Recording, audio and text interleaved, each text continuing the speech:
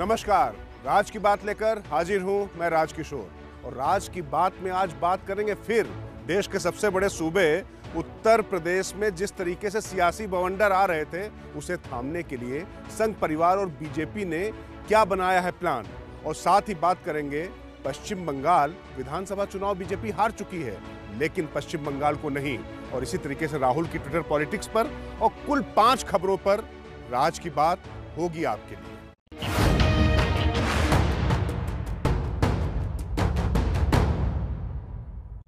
उत्तर प्रदेश की राजनीति में जिस तरीके से ऊहापोह के हालात बने हुए थे उसकी तस्वीर अब धीरे धीरे साफ होने लगी है। अभी बहुत कुछ समझ में आ गया है, लेकिन वास्तव में बहुत कुछ अभी भी राज है। तो इन्हीं राज की बातों से उठाएंगे हम पर्दा और हम आपको बताएंगे कि जो छपा है वो तो है, लेकिन उसके पीछे क्या छिपा है।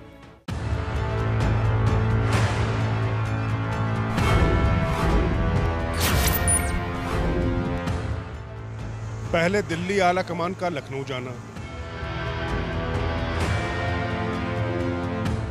फिर मुख्यमंत्री योगी आदित्यनाथ का दिल्ली आना, दिल्ली जाकर भी सबसे पहले गृह मंत्री अमित शाह से मिलना। इन तमाम सियासी घटनाक्रमों में राज की बात की पूरी श्रृंखला छिपी हुई है, जो बताती है कि यूपी की राजनीति और यूपी बीजेपी में अभी बहुत कुछ सामान्य तो नहीं था। राज की बात ये कि चुनावों से चंद महीने पहले ये जो पूरी कवायद चल रही है इसमें कुछ बदलाव जरूर होंगे, मंत्रिमंडल में भी, संगठन में भी और कुछ चेहरों में भी। सियासी समीकरणों के लिहाज से कुछ चेहरों का पद और कद बढ़ेगा। वैसे बड़ा चेहरा कोई नहीं बदलेगा, लेकिन दिखने में जो आपके सामने आएगा हकीकत उसके पीछे की कुछ अलहदा होगी। तो इन्हीं राज की बातों से हम उठाएंगे पर्दा, जैसा मैंने आपसे कहा था। लेकिन ये आपको बता दें कि ये सारी तैयारी 2022 के विधानसभा चुनाव को लेकर है, लेकिन इन जतन के पीछे क्या राज हैं, इस पर करते हैं आगे बात। शुरुआत करते हैं मुख्यमंत्री योगी आदित्यनाथ के दिल्ली दौरे से। सीएम दिल्ली आए तो बीजेपी के राष्ट्रीय अध्यक्ष या संगठन के किसी अन्य पदाधिकारी से मिलने के बजाय केंद्रीय गृह मंत्री अमित शाह से मुलाकात के लिए पहुंचे। इसी मुलाकात के बीच बीजेपी सरकार की सहयोगी और अपना दल की नेता अनुप्रिया पटेल भी पहुंची और वार्ता का दौर लगभग 1.5 घंटे का रहा।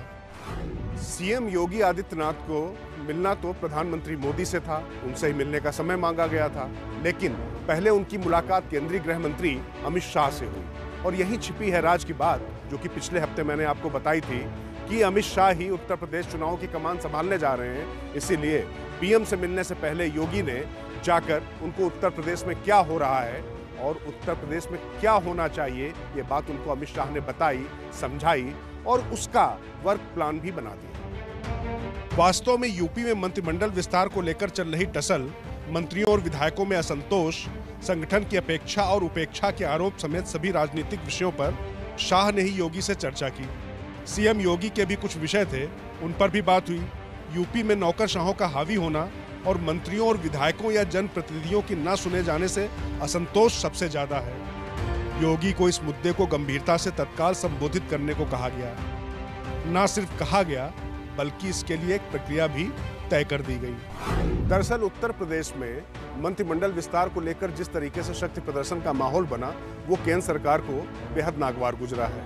और सबसे बड़ी बात, पीएम मोदी के खास नौकरशाह रहे AK शर्मा एमएलसी बनने के बाद जब लखनऊ पहुंचे तो उनके साथ जिस तरीके का दुर्व्यवहार हुआ उसे बेहद आपत्तिजनक माना गया है। और केंद्रीय नेतृत्व की सबसे बड़ी चिंता इस बात को लेकर है कि जो उत्तर प्रदेश में प्रभावी वर्ग है, पिछड़ा वर्ग और ब्राह्मण, उनके बीच में विश्वास बहाली हो, ये उसकी प्राथमिकता है। यूपी में जीत के शिल्पकार रहे शाह ने योगी को स्पष्ट समझा दिया कि इस समीकरण को मजबूत करने के लिए संगठन या केंद्र की तरफ से जो भी कदम उठाए जाने के प्रयास किए जा रहे हैं, उनमें सहयोग करना बहुत जरूरी है।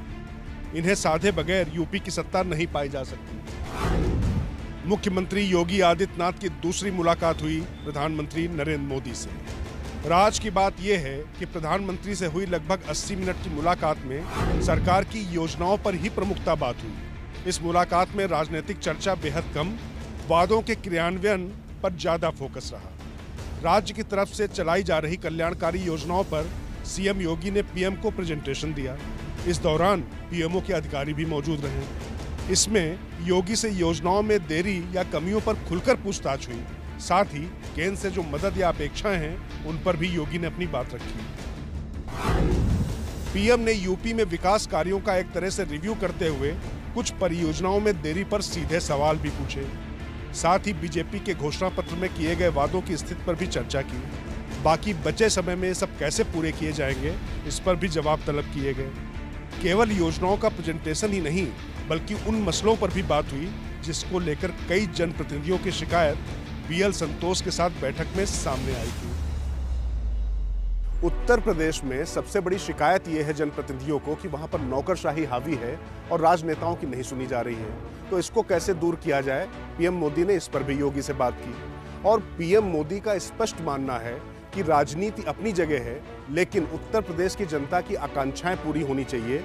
जिन वादों के साथ बीजेपी घोषणा पत्र में वहां उतरी थी, उनको जमीन पे उतारा जाना चाहिए। और साथ ही पीएम मोदी ने जो वहां पर परियोजनाएं चल रही हैं, उनकी प्रगति की भी समीक्षा की और उस पर तीखे सवाल भी किए। मुख्यमंत्री को भी पार्टी को मजबूत करने के लिए मंत्रिमंडल समेत तमाम फैसलों को लेने का अधिकार होगा, लेकिन केंद्र के कोटे से तय किए गए नामों को मंत्रिमंडल समेत विभागों में जगह देनी होगी। इसके बाद योगी की आखिर में बीजेपी अध्यक्ष जेपी नड्डा से मुलाकात हुई।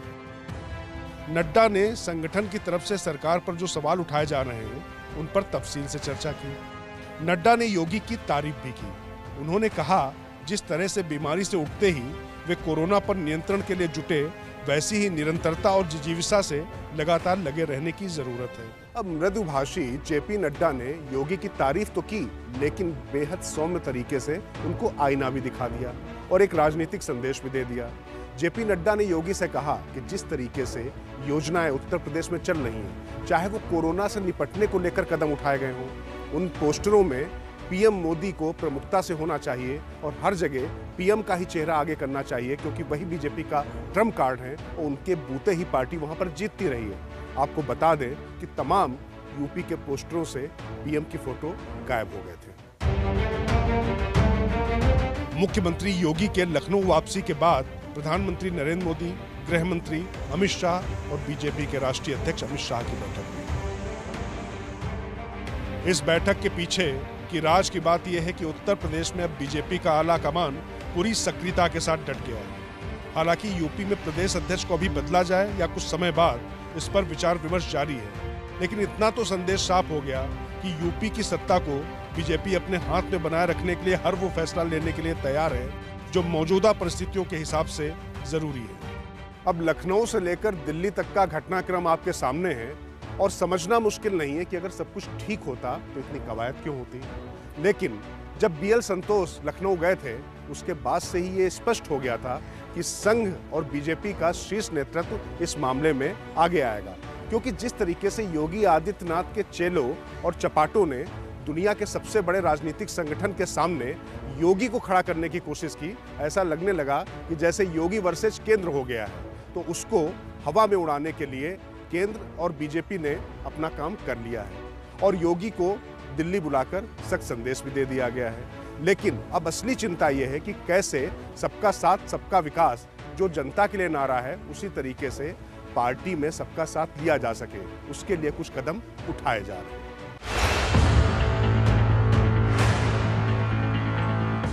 साथ ही संगठन सरकार के भीतर उपजते असंतोष के मद्देनजर ही 3 स्तरों पर यूपी में काम किया जा रहा है। पहला, झगड़ा सतह पर न आए। दूसरा, सोशल इंजीनियरिंग पर कोई समझौता न दिखे। तीसरे, प्रभावी तरीके से योजनाएं सड़कों पर उतरे। राजनीतिक समाधान और फैसलों के लिए अमित शाह को फिर से जमीन पर उतरना पड़ा है। बाकी मंत्रिमंडल और संगठन में जातीय समीकरण साधे जा रहे हैं। इस कड़ी में अपना दल अध्यक्ष अनुप्रिया पटेल को केंद्रीय मंत्रिमंडल में जगह दी जा रही है। पिछड़ों में कुर्मी वोटों के लिहाज से ही स्वतंत्र देव सिंह को अध्यक्ष बनाया गया था, लेकिन अनुप्रिया को वापस लाने की तैयारी इस बात का संकेत है कि वो उद्देश्य सफल नहीं हो सका। साथ ही संगठन मंत्री सुनील बंसल ने जिस तरह से यूपी में कार्यकर्ताओं व पदाधिकारियों को संभाला था, स्वतंत्र देव के अध्यक्ष बनने के बाद उस पे भी फर्क आया है। ऐसे में उप मुख्यमंत्री केशव प्रसाद मौर्य को फिर से प्रदेश अध्यक्ष बनाने पर मंथन हुआ, ताकि पिछड़ों के बीच में संदेश दिया जा सके और साथ ही जो लोग पार्टी के अंदर नाराज हैं, उनको भी सांत्वना मिल सके। संघ प्रमुख मोहन भागवत ने जो दिल्ली में 3 दिन का चिंतन शिविर चला था, उसी में इस बात के निर्देश दे दिए थे कि योगी का सम्मान बना रहे और साथ में जो लोग नाराज हैं उनकी नाराजगी भी दूर हो, इसका रास्ता बता दिया गया था।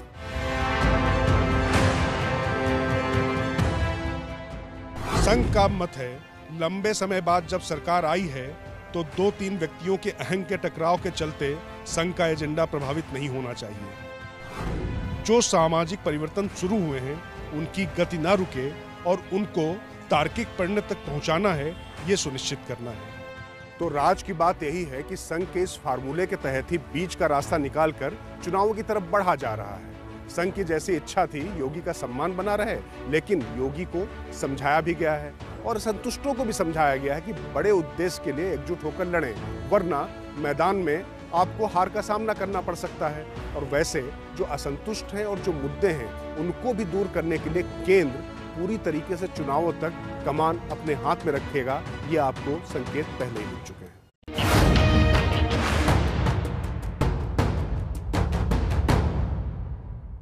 सियासत का सिकंदर वो होता है जो जनता के बीच लोकप्रिय हो, जनता जिसको सिर माथे पर बैठा है। और अगर सूबा उत्तर प्रदेश जैसा बड़ा हो तो वहां पर सिकंदर भी कई हो सकते हैं। जाहिर है जब सिकंदर कई हैं तो सत्ता का बादशाह बनने के लिए उन सिकंदरों के बीच में प्रतिभागिता होगी, प्रतिद्वंदिता होगी और उनमें से जो क्षेत्र, वर्ग और लोगों के मुद्दों को उठाते हुए उनकी भावनाओं से जुड़ पाएगा वो सत्ता का बादशाह बन जाएगा। तो बात करते हैं राज की बात में, कौन सिकंदर बादशाह बनने के लिए क्या रणनीति बिछा रहा है। उत्तर प्रदेश में विधानसभा चुनाव से पहले की सियासी सरगर्मियां बढ़ती जा रही हैं। सबसे ज्यादा गहमा गहमी सत्ता पक्ष में दिख रही है। केंद्रीय नेता लखनऊ आ रहे हैं, सीएम व राज्य के नेता दिल्ली जा रहे हैं। पुराने समीकरणों को दुरुस्त करने की कवायद भी तेज है। मोदी शाह ने जिस समीकरण के सहारे 2014, 17 और फिर 19 में जीत का परचम फहराया, विपक्ष के हर गठबंधन का चक्रव्यूह भेदा, उसी को दुरुस्त करने में बीजेपी और संघ परिवार पूरी शिद्दत से जुटा हुआ है। वहीं विपक्ष की तरफ से ऐसी कोई हलचल नहीं दिख रही है। एक बात आपको समझनी होगी कि राजनीति में अगर जो दिखाई दे रहा है जरूरी नहीं कि वही हो रहा हो। अगर इसे दूसरे शब्दों में कहें कि अगर कुछ नहीं दिखाई दे रहा है तो इसका मतलब ये नहीं कि कुछ हो नहीं रहा है। अगर उदाहरण देखना है तो पंचायत चुनाव देख लीजिए, वहां पर बीजेपी बहुत कुछ करती दिखाई पड़ रही थी, समाजवादी पार्टी कुछ करती नहीं दिखाई पड़ रही थी, लेकिन नतीजे समाजवादी पार्टी के पक्ष में गए और निर्दलीय ज्यादा जीते। तो इसके पीछे भी कोई कहानी थी। तो ऐसा ही कुछ हो रहा है उत्तर प्रदेश में। यूपी में जो सियासी हालात चल रहे हैं उसमें बीजेपी हर लिहाज से मजबूत नजर आती है, चाहे नेतृत्व हो या संगठन या फिर काडर। इसके बाद भी सत्ता विरोधी लहर को भुनाने के लिए विपक्ष की तरफ से कुछ ऐसा होते नहीं दिख रहा कि बीजेपी को चुनौती मिलती दिखे। मगर पंचायत चुनाव के नतीजों ने ये तो बता दिया कि बीजेपी के लिए भी राह आसान नहीं, बशर्ते विपक्ष की सक्रियता हो और उसके पत्ते ठीक से चले जा सके। राज की बात यह है कि समाजवादी पार्टी के लिए पश्चिमी उत्तर प्रदेश का जो इलाका अब तक दुर्जय रहा है उसे अजय करने के लिए अखिलेश यादव एक दांव खेलने वाले हैं। फिलहाल वहां पर किसान आंदोलन चरम पर है। जाटों के बीच में केंद्र सरकार के खिलाफ और बीजेपी के खिलाफ नाराजगी बहुत ज्यादा है और इसी बीच रालोद सुप्रीमो रहे चौधरी अजीत सिंह का निधन हो चुका है, तो उनके पक्ष में वहां पर सहानुभूति भी काफी है। ऐसे में अखिलेश यादव जाटों के प्रमुख चेहरे चौधरी अजीत सिंह के पुत्र जयंत चौधरी को उप मुख्यमंत्री के रूप में पेश कर यहां पर अपना परचम फहरा सकते हैं। ध्यान रहे कि पश्चिमी उत्तर प्रदेश बसपा का गढ़ रहा है। यहाँ पर दलित, मुस्लिम और जाटों की संख्या के लिहाज से वर्चस्व रहा है। बाकी पश्चिमी उत्तर प्रदेश की लगभग 6 दर्जन सीटें जाटलैंड कही जाती हैं, क्योंकि उनका नेतृत्व हमेशा जाट नेताओं के हाथ में चौधरी चरण सिंह के जमाने से ही रहा है। जाट यहाँ पर धार्मिक ध्रुवीकरण के चलते बीजेपी के साथ जाते रहे या फिर चौधरी चरण सिंह की विरासत के नाम पर चौधरी अजीत सिंह के साथ। मोदी शाह के युग में हिंदुत्व के नाम पर पिछले 3 चुनावों से तमाम दावों और नाराजगियों के कयास के बावजूद जाटों ने बीजेपी का ही साथ दिया। सपा के पास मुस्लिम वोट बैंक तो यहाँ है, लेकिन दलित, जाट और अगड़े उससे अलग ही रहे। अभी जाट नेतृत्व बिल्कुल हाशिए पर है। चौधरी अजीत सिंह की भी मृत्यु हो चुकी है। ऐसे में जाटों का सहानुभूति वोट रालोद यानी जयंत के साथ जाने की पूरी संभावना है। हिंदुस्तान इतना बड़ा है कि यहाँ पर कभी चुनाव खत्म ही नहीं होते हैं, या बल्कि यूं कहें कि चुनाव से उबरने का मौका ही नहीं मिलता है। अभी पश्चिम बंगाल और असम समेत 5 राज्यों के चुनाव गए नहीं कि अब अगले साल फिर उत्तर प्रदेश और पंजाब जैसे बड़े राज्यों के साथ 5 राज्यों के चुनाव हैं। और पंजाब में खास तौर से जिस तरीके के प्रयोगों की भूमिका बन रही है वो काफ़ी महत्वपूर्ण साबित होने वाली है। राज की बात इन्हीं प्रयोगों पर कि गठबंधन की ये जो नई किस्म है क्या शक्ल लेती है और इसका क्या स्वरूप सामने आता है।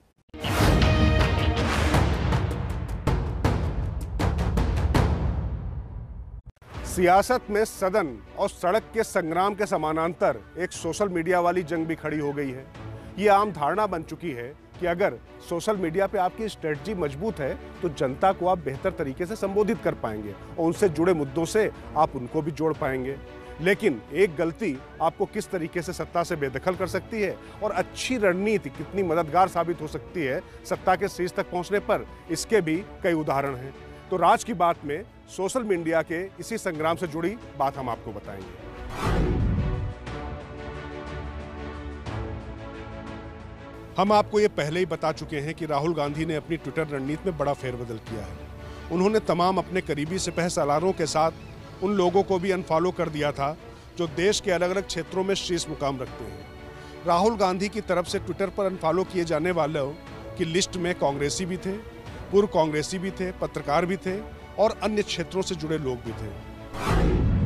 लेकिन अब जो हम आपको राज की बात बताने जा रहे हैं उसमें राहुल गांधी की जो ट्विटर पॉलिसी है उसमें देश की मौजूदा परिस्थितियों के तहत क्या बदलाव हुआ है। आने वाले समय में वो लाखों लोगों को या हजारों लोगों को फॉलो करते नजर आ सकते हैं और उसमें तमाम पत्रकारों को भी, जबकि इससे पहले उन्होंने तमाम लोग को अनफॉलो किया था जिसमें उनके अपने भी थे। तो आखिर ऐसा क्या हुआ जो राहुल ने अपनी ट्विटर पॉलिसी बदली।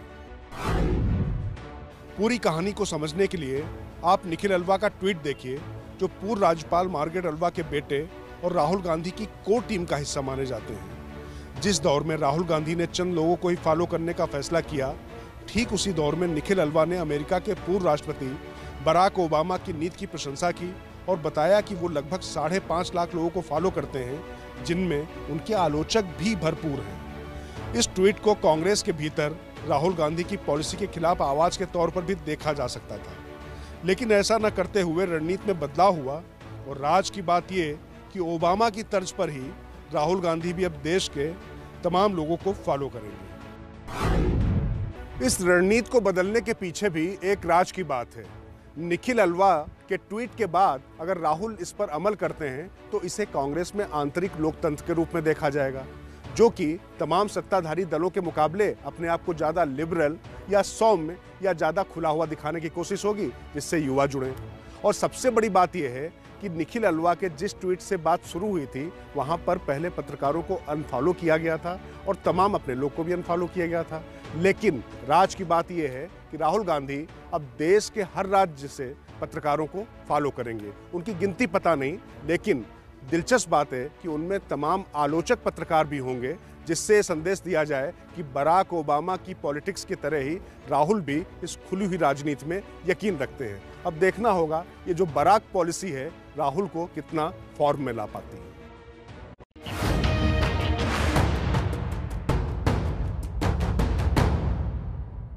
– 2016, 2019 और 2021 में बीजेपी ने बंगाल जीतने के लिए अपने घोड़े पूरी तरीके से छोड़ दिए। ये जतन अनवरत जारी रहा, लेकिन जो सपना था या जो लक्ष्य था वो पूरा ना हो सका। ममता का किला दरका तो, लेकिन बीजेपी सत्ता के शीर्ष तक पहुंचने में नाकामयाब रही। तो अब सवाल ये है कि इतने आक्रामक तरीके से जिस राज्य को जीतने के लिए बीजेपी ने प्लान चलाया था, क्या वो अनवरतता जारी रहेगी? तो आप अगर सोच रहे हैं कि ये 5 साल बाद वो शुरू करेंगे तो आप गलत हैं, क्योंकि वहां पर बीजेपी पूरे आक्रामक तरीके से अभी भी लगी रहेगी। नए सिरे के प्लान और नए चेहरे के साथ बीजेपी बंगाल में उतरने जा रही है।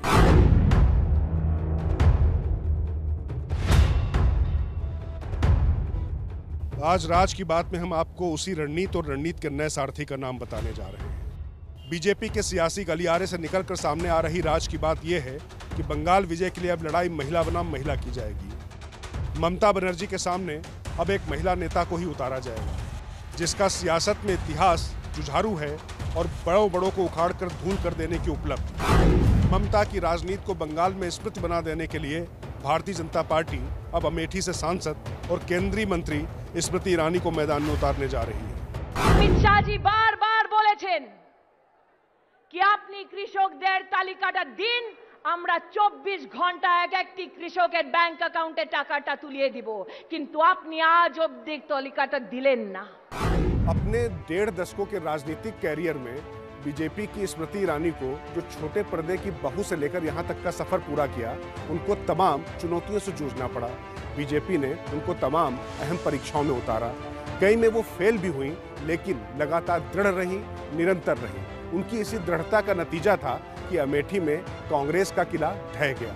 अब उनको पश्चिम बंगाल की जिम्मेदारी दी जा रही है।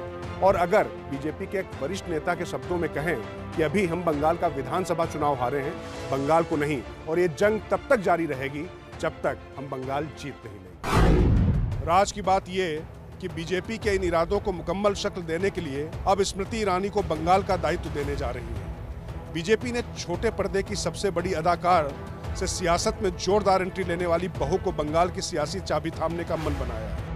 स्मृति ईरानी को बंगाल की सियासी जंग में उतारने के पीछे कई दमदार वजहें हैं, जिसके बाद बीजेपी ने यह फैसला लिया है। स्मृति ईरानी को बंगाल की बागडोर देने के पीछे वजह यह है कि उनका बैकग्राउंड भी बंगाल का है।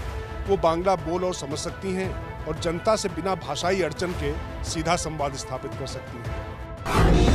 दीदी, टीएमसी যাচ্ছে, बीजेपी আসছে। साथ ही बीजेपी का मानना कि ममता बनर्जी जैसी फायर ब्रांड नेता का जवाब एक महिला नेत्री से दिलाना ही सियासी रूप से उचित होगा। फिर ममता की तरह ही जुझारू और निडर छवि का होना भी स्मृति के लिए और बीजेपी के लिए प्लस पॉइंट साबित होगा। इन सब के बीच एक सबसे अहम बात यह कि महिला बनाम पुरुष की सियासी लड़ाई में कोई भी बयान या सियासी छींटाकशी बीजेपी और उनके नेताओं के लिए ही उल्टी पड़ जाती थी। जबकि एक महिला नेता जब दूसरी महिला नेता पर कोई हमला बोलेगी तो उसे सामाजिक और सदाचार की कसौटियों पर कसकर दिल का ताड़ बनाना ममता बनर्जी और तृणमूल कांग्रेस के लिए मुश्किल हो जाएगा। अब ये देखना दिलचस्प होगा कि पश्चिम बंगाल की बेटी के रूप में खुद को पेश करने वाली ममता बनर्जी के सामने पूरे देश की छोटे पर्दे से बहू के रूप में उभरी स्मृति ईरानी, जिन्होंने गांधी परिवार के गढ़ में अपना परचम फहरा दिया, वो पश्चिम बंगाल में ममता को कितनी चुनौती दे पाती हैं और अमेठी की सांसद बंगाल की जनता की कितनी ममता हासिल कर पाती है।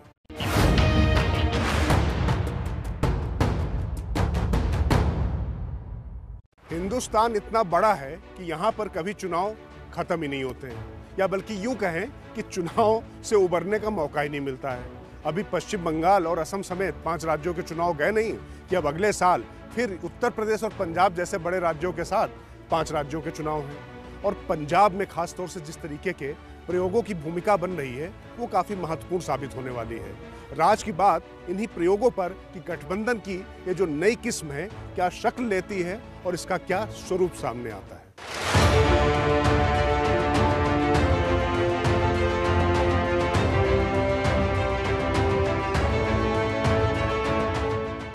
कट्टर जट सिखों वाली सियासत करने वाले अकाली दल के साथ हिंदू वोटरों के बीच लोकप्रिय माने जाने वाली बीजेपी का गठजोड़ उन्हें सत्ता तक ले जाता था। लिहाजा अकाली दल ने इस बार यहां बड़ा दांव खेला और बीएसपी आला कमान के खास सतीश मिश्रा से संवाद स्थापित कर उन्हें अपने पक्ष में मोड़ लिया। श्रोमणी अकाली दल के मन में एक सोच हमारे वर्कर में है कि जो हमारा पुराना रिश्ता था Bahujan Samaj Party, we should get together.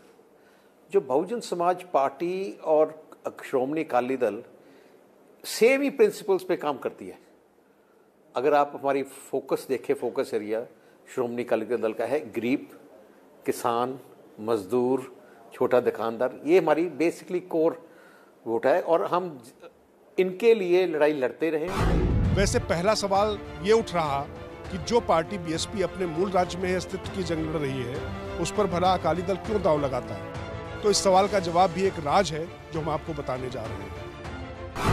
Punjab के सत्ता के संग्राम में आम आदमी पार्टी की एंट्री के बाद मुकाबला यहाँ पर न सिर्फ कड़ा हो गया है बल्कि बेहद दिलचस्प भी। तो ऐसे में सवाल उठता है कि आखिर बीएसपी जैसी पार्टी जो खुद अपने प्रदेश में हाशिए पर है उसके साथ अकाली दल क्यों गई। तो इसके पीछे राज की बात है वहाँ का जाति समीकरण। दरअसल पंजाब में दलित वोटर्स की संख्या सबसे ज्यादा है और बसपा इसी वर्ग की पार्टी मानी जाती है। भले ही यूपी में यह दल गिनती की सीटें और लगभग 22% सीटों पर सिमटा हो, लेकिन पंजाब में अकाली दल के लिए संजीवनी बन सकता है। चुनावी आंकड़े बताते हैं कि 2017 की जंग में आम आदमी पार्टी ने इसी वोट में सेंध लगाकर अपनी जमीन बनाई थी। चूंकि पंजाब में किसान आंदोलन के मामले पर बीएसपी ने किसानों का समर्थन किया, अकाली ने अपने मंत्री का इस्तीफा करवाया और आम आदमी पार्टी ने भी आंदोलन को खुला समर्थन देने का ऐलान किया था। लिहाजा तीनों दलों का दावा किसानों पर होगा। अब किसान किस पर अपना प्यार बरसाते हैं वो देखने वाली बात होगी, लेकिन दलित वोटों को जिसने साथ लिया उसके लिए पंजाब का किंग बनना आसान हो जाता है। यही वजह है कि अकाली दल ने इस बार बीजेपी से दूरी बनाकर बसपा को साथ चुनने का फैसला किया है। ध्यान रहे कि अकाली दल बीजेपी के साथ गठबंधन के दौर में केवल 23 सीटें कमल को दे देती थी। वही फार्मूला अकाली दल बीएसपी पर भी लागू करना चाहती थी, लेकिन अब बसपा 20 सीटों पर मान गई है। बंटवारे का गणित किसी भी आंकड़े में फिट हो, लेकिन मुकाबला बेहद दिलचस्प होने वाला है और उत्तर प्रदेश समेत तमाम राज्यों में हाशिए पर जा चुकी बीएसपी के लिए तो ये विन विन सिचुएशन ही है, क्योंकि पंजाब के समीकरण ही ऐसे हैं कि उसको सेंट्रल स्टेज पे ला दिया गया है। और राज की एक बात और, बीजेपी भी इस बार दलित वोटों पर ही प्रमुखतया दांव खेलने जा रही है। 1/3 टिकट दलितों को दिए जाने की वहां पर चर्चा चल रही है। इसके साथ ही सिख और हिंदू वोटों के लिए भी वो अपने प्रत्याशी खोज रही है। लेकिन सबसे बड़ी दिक्कत हो गई है आम आदमी पार्टी के लिए।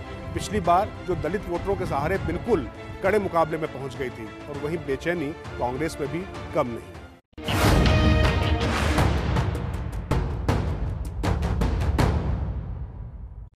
तो राज की बात में इस हफ्ते इतना ही। अब मुझे दीजिए इजाजत। अगले हफ्ते रविवार रात 8 बजे फिर होगी आपसे मुलाकात।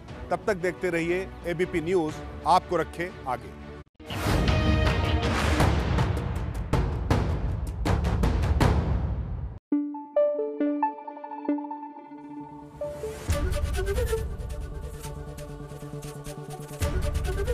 एबीपी न्यूज आपको रखे आगे।